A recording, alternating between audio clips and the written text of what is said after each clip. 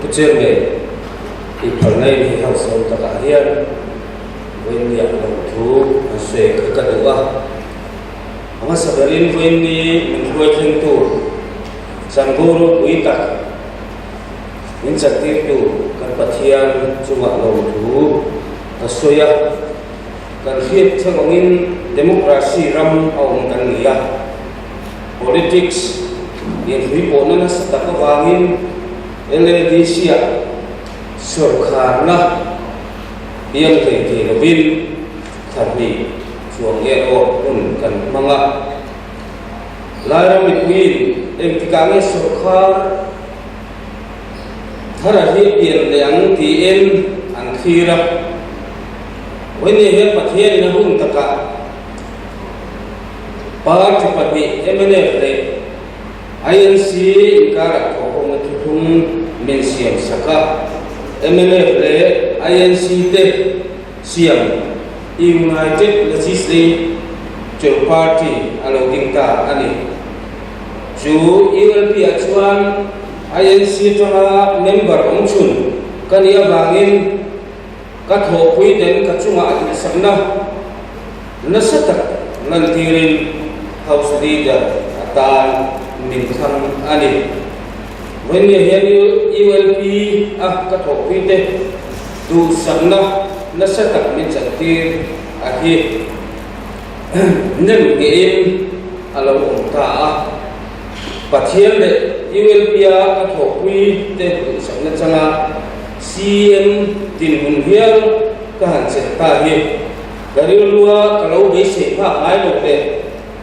tumpo ka tung chin hok lo thil ania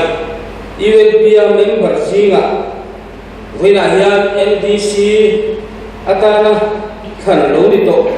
senior member te le ton he tam tak lo ne to te ke aya mi fel le mi thazo tam tak anom lain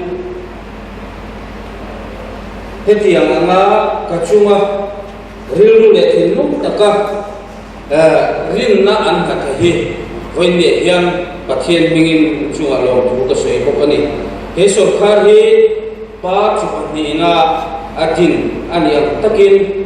mimal thu ne na manga kai hoi ani dol lova lalbi le thu nei falbi te le thil ti thei far big te kan dom lo wangin majority decision in he sarkar hi akal don ni ti kha nin thiat sa ta du bok ani mizong nampa kan ti mai ulal dengan politics sa thian lun om thelo ner hun om thelo alo ti angin ramle tantana thokho tu chuan eng party po kan thokho theya lungrua takin ke kan pen ho the ani ti hi voinia kan khoi tu masa te ina lo soi to angin na lam chiang the in ka khia voinia epulam a thu te member som tak tak he sarkar hi thuro min beya min fin chu ko pule ramle nam thana thilkha titura min thokwi amin toyo khat turin ka som pokcheu ani kan ram jit te hian mi cheng kan la khe ema chu bang chuan ka chumi khami ti thei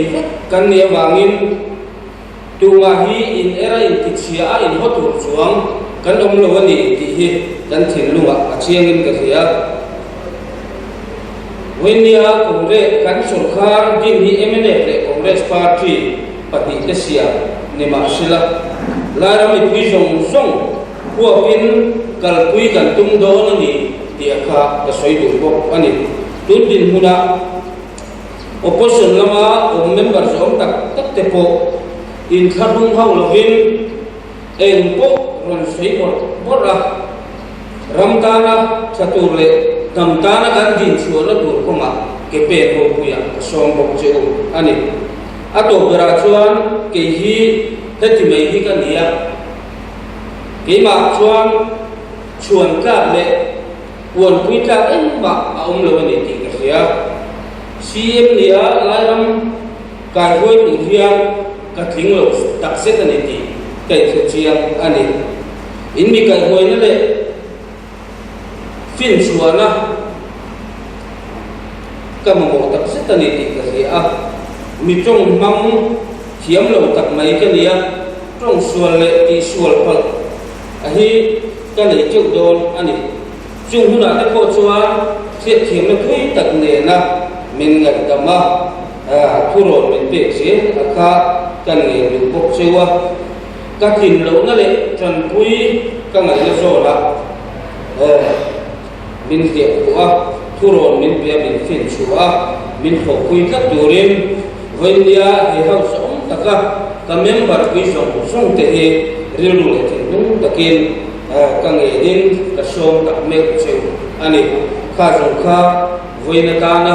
ka soi te ni sila ku chen me ka lo me